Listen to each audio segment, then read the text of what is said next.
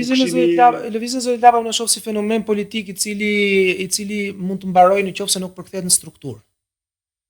Unë deri tash që flasim, unë nuk jam i aftë, nuk di ose nuk e kam identifikuar nëse lëvizja e Zotit Lapa është përkthyer në strukturë politike. Flas për DEK, për Nëndek, për ata deklarojnë që po, madje kishin konstituuar dhe Këshillin Kombëtar, kishin vendosur para pak ditësh. Kjo është një diçka që nuk bëhet me frymën e shenjtë dhe me karizmën e një personi që mund ta mbulosh në arkun e një palë zgjedhje, por pastaj të duhet burokracia, të duhet struktura.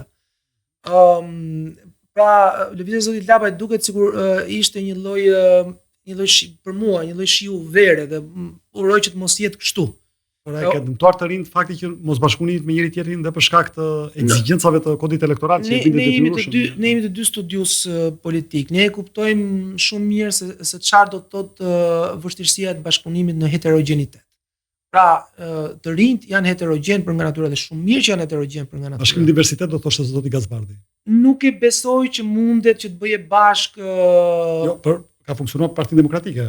Bashkimin diversitet. Po brenda një partie gjithmonë ka grupime, po thelbi është po i njëjtë.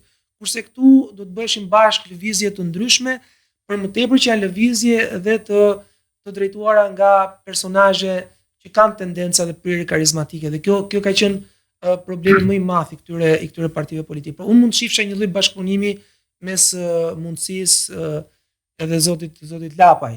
Kjo mund të ishte një skem. Jam i kyç me sa di. Po me lëvizjen bashkë, unë besoj që do të ishte ekstremisht e vështirë. Mendoj që pikërisht kjo, pra një çarje e brendshme e Partisë Socialiste, një bjerrje e brendshme, dhe në krahun tjetër një lloj elektorati i cili mund të tentojë të lëvizet dhe të mendojë me mendjen e vet më tepër se sa të shohë interesin imediat të vendit punë.